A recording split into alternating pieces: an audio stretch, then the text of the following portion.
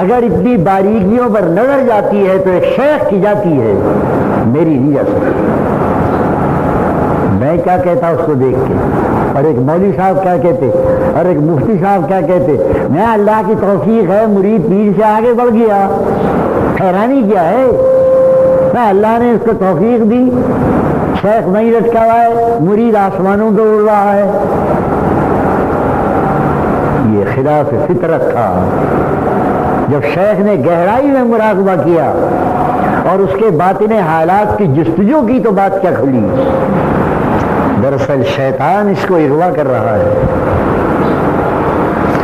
شیطان نے اس کو عبادت گزاری میں اتنا مشغول کر دیا، اتنا محو کر دیا اس کو، نوافل میں، تلاوت میں، تبلیغ میں، تعلیم میں، ان کاموں میں اتنا مشغول کر دیا کہ اس کو توجہ کرنے کا موقع ہی نہ ملے کہ میرا قذب خبیث ہے، حلال نہیں ہے۔ یہ ہے، اس کو کہتے ہیں پیر، اسے کہتے ہیں طریقت، اور اسے کہتے ہیں تصوف۔ کون برداشت کر سکتا ہے ایک سچے پیر کی توجہ کو؟ یہ تو پیران اعظام کی درگاہوں اور خانقاہوں کی مٹی خراب کر دی۔ ہر برے سے برا آدمی جا کر وہاں بیٹھ جاتا ہے، سر جھکایا، کنٹھا ڈال دیا اور چلایا۔ کوئی تھوڑی بہت قوالی سن لی، کوئی نذرانہ لے گیا، حلال حرام کیا لے گیا کیا نہیں پھینک پھاک کے چلا آیا، اور پیر کہہ رہا ہے بہت بڑا ہوں، بڑے نذرانے آ رہے ہیں، کچھ پتہ نہیں۔ ساری کائنات بدل دی طریقت اور تصوف کی، صرف دکھاوا رہ گیا۔ اگر دکھاوا ہی رہنا ہے تو دکھاوا تو ہم مولویوں کے بعد بہت، ہمارے پاس کیا رکھا ہے دکھاوے کے سوا؟ ایک لچھے دار واز کہہ دیا، اعلیٰ درجے کی نماز پڑھا دی، میں قرآن پڑھا دیا، اللہ ہی جانتا ہے کتنی حقیقت ہے اور کتنا دکھاوا ہے، اللہ جانتا ہے، میں نہیں جانتا۔ دکھاوا تو یہاں دکھاوا ہی دکھاوا ہے، سارا دکھاوے ہی کا خطرہ ہے۔ اگر صوفیہ کی خانقاہوں میں بھی دکھاوا آ گیا تو دنیا ختم ہو چکی ہے، ختم ہو گئی یہ دنیا، اور ہو گئی ختم۔ اللہ اکبر، اللہ اکبر۔ شیطان رات دن اس کے یہ خیال ڈالتا رہا، ادھر لگا رہے، ادھر لگا رہے، پلٹ کے یہ نہ دیکھیو کہ تیرا کاروبار کیسا ہے، شراب کا دھندا کرتا ہے، دھوکے کا دھندا کرتا ہے، فریب کا دھندا کرتا ہے، جھوٹ بولتا ہے، کم تولتا ہے، ادھر نہ دیکھیو، ادھر لگا رہے، پڑھ قرآن، پڑھ قرآن، پڑھ لگا رہے، پڑھ قرآن، پڑھ درود۔ یہ ہے شیطان کا فتنہ۔ شیخ ابراہیم ابن ادہم رحمۃ اللہ تعالی علیہ خود تارک الدنیا تھے۔ اس معاملے میں جتنا ان کا احساس تیز ہو سکتا تھا، ظاہر ہے جو بلخ اور بخارا کے تخت پر لات مار کر آ گیا ہو کہ مجھے کسب حلال چاہیے، مجھے کسب حلال چاہیے۔ حضرت بابا صاحب رحمۃ اللہ تعالی علیہ جو پیر ہیں حضرت شیخ المشائخ کے، یہ ان کا قول ہے، 6 فرض ہیں اسلام کے۔ یہ ہے صوفی، اسلام کے 6 فرض ہیں، 5 وہ ہیں جن کو تم جانتے ہو، اور 6 رکن اسلام کا اکل حلال ہے۔ سب حقیقت کے چراغ گل ہو چکے، نہ مدرسوں میں روشنی ہے نہ خانقاہوں میں روشنی، سب ریاکاری، دکھاوا آ گیا۔ ولی کہاں سے پیدا ہوگا؟ تم کہتے ہو اولیاء اللہ کو دکھاؤ، تو اولیاء اللہ پیدا کہاں سے ہوں گے؟ اس ماحول میں ہوں گے،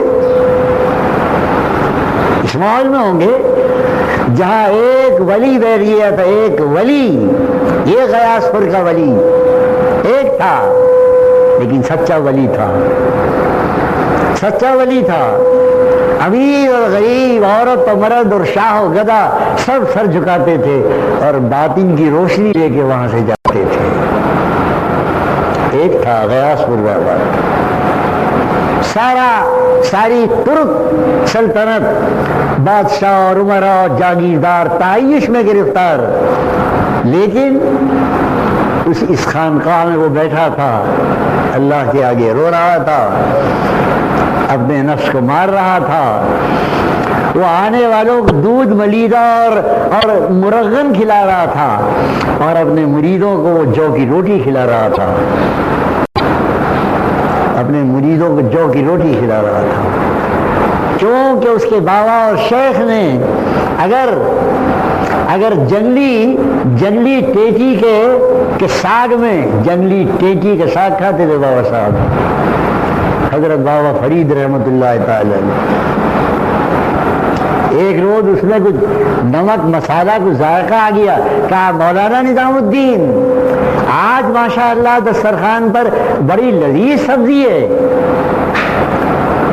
یہ لذت کہاں سے آئی، یہ نمک کہاں سے آیا؟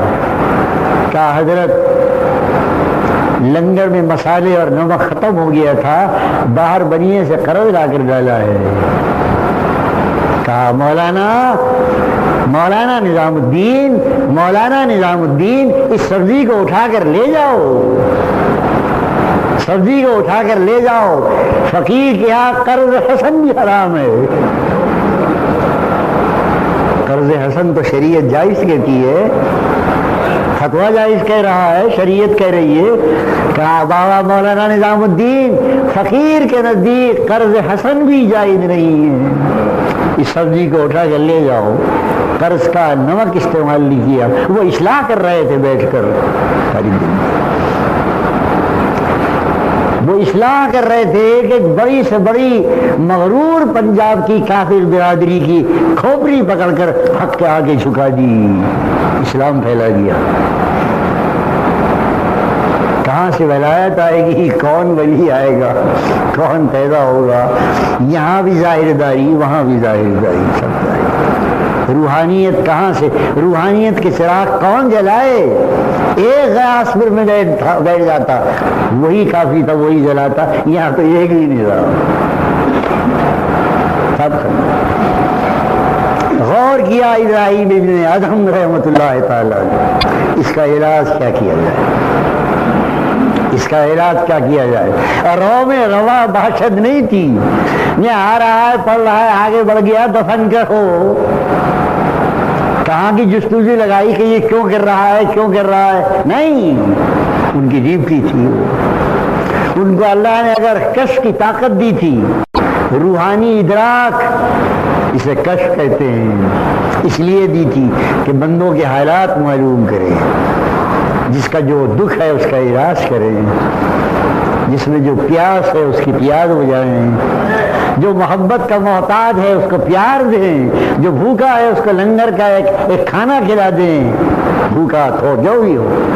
اس لیے کشف دیا تھا اولیاء اللہ، کشف اس لیے نہیں دیا تھا، معاف کیجیے گا معاذ اللہ العظیم، کہ وہ کشف کے ذریعے سے کسی کو سچا بتائیں، اور کشف کے ذریعے سے یہ بتائیں کہ اس کی وہاں شادی ہوگی یا نہیں ہوگی، اور وہ لڑکی آئے گی نہیں آئے گی، 1000 بار لعنت، 1000 بار لاہور۔ کشف لوگوں کے باطن کے حالات معلوم کرنے، کون کیا دکھ لے کے آیا ہے، اس کا علاج کیا ہے۔ وہ ایک طرف بندے کو کشف سے دیکھتے تھے، دوسری طرف اس روحانی طاقت سے اللہ کو پکارتے تھے، میں کیا کروں اس کا علاج؟ اللہ کی طرف سے وہی آتی، الہام ہوتا، اے پیر ہے یہ اس کا علاج کر دو، شفا ہو جاتا۔ کیا رکھا، سب مذاق بن کے رہی ہے، طریقت شریعت سب دکھاوا ہے۔ تو اب علاج سوچا ابراہیم ابن ادہم رحمۃ اللہ تعالی، فرمایا بھائی نوجوان ہم بہت خوش ہیں، رات کو اڑتے ہو ہم سے زیادہ، رات کو پڑھتے ہو، رات کو یہ کرتے ہو، لیکن کل سے تم کھانا ہمارے ساتھ کھانا۔ علاج کر رہا ہے صوفی، علاج کر رہا ہے وہ روحانیت کا طبیب، کہ کل سے کھانا میرے ساتھ کھانا۔ کچھ نہیں کہا، نہیں انل منکر نہیں کی، علاج کیا، عملی علاج کیا۔ یہ نہیں کہا کہ تو کیا کرتا ہے وہاں یہاں آ گیا نکالو خانقاہ سے باہر، نہیں، اسی طرح خانقاہ میں آتا رہا، اس کو محبت دیتے رہے، اس کا عملی علاج کیا کہ کھانا ہمارے ساتھ کھانا تم،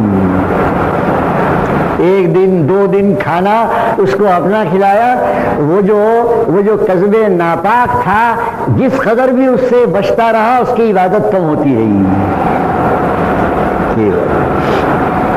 عبادت کم ہوتی رہی، اور جب وہ مکمل طور پر وہاں سے بے تعلق ہو کر شیخی کے دسترخوان پر کھانے لگا آخر تک، تو اس سے اس کی عبادت نارمل ہو چکی تھی۔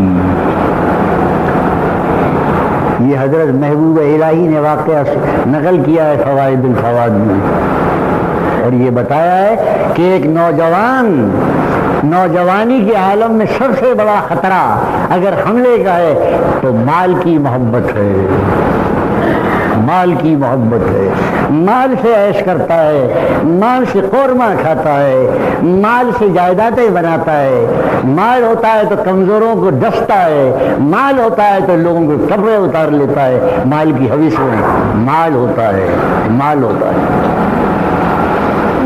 شیخ نے بتایا کہ دیکھو وہ بخارا کا سوداگر بھی مال کا مریض تھا، کس طرح شیخ نے اس کی اصلاح کی ہے، آہستہ آہستہ اس سے کھانا ترک کرا دیا گیا۔ بہرحال میں یہ عرض کر رہا تھا کہ آپ نے اس واقعے میں دیکھا کہ شیخ نے کس انداز سے تربیت کی ہے، یہ ہے تربیت کا انداز، یہ ہے قرآن کا حکم، ادعو الی سبیل ربک بالحکمہ۔ قرآن کی تعمیل کرتے تھے وہ، لوگوں کو بلاؤ، سمجھاؤ، اصلاح کرو حکمت کے ساتھ، تھوڑ بنے سے نہیں، حکمت کے ساتھ، جیسا موقع دیکھو، جیسا محل دیکھو۔ بادشاہوں کی اصلاح کرو تو بادشاہوں کا ادب آداب بروز رکھو، غریبوں فقیروں کی اصلاح کرو تو ان کے موقع اور محل کو سمجھو، جیسا بیمار ہو ویسا اس کا علاج کرو۔ یہ ہے قرآن، ادعو الی سبیل ربک بالحکمہ، حکمت سے بلاؤ، حکمت سے اصلاح کرو، اور حکمت معاف کیجیے گا اگر حکمت دیکھنی ہو۔ رسول اللہ صلی اللہ علیہ وسلم نے جس حکمت سے اللہ کا دین پھیلایا، برائیوں کی اصلاح کی، اگر اس کا نمونہ ملے گا وہ صوفیاء ربانی کے اندر ملے گا، وہ ملے گا حضرت خواجہ معین الدین چشتی کے ہاں اور ان کے طریقے میں، بابا کے ہاں ملے گا، ادھر ملے گا، مجدد کے ہاں ملے گا۔ یہ ان باریکیوں پر نظر رکھتے ہیں کہ حکمت سے خالی نہ ہو کوئی بات، بے حکمت بگڑ جاتا ہے کام، حکمت سے سنور جاتا ہے کام۔ وآخر دعوانا، چلو بھائی۔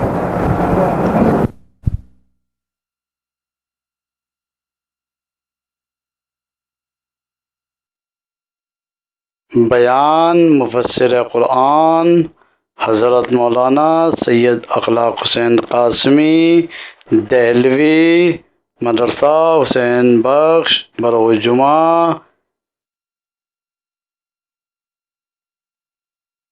7 اپریل سن 2000۔ موضوع طریقت، شریعت، حکمت عملی، audio cassette, audio C D, Muhammad Sadiq, phone number 9899634768، تکنیکی تعاون سہیل حسین، ڈاکٹر عقیل احمد، قسط نمبر 3۔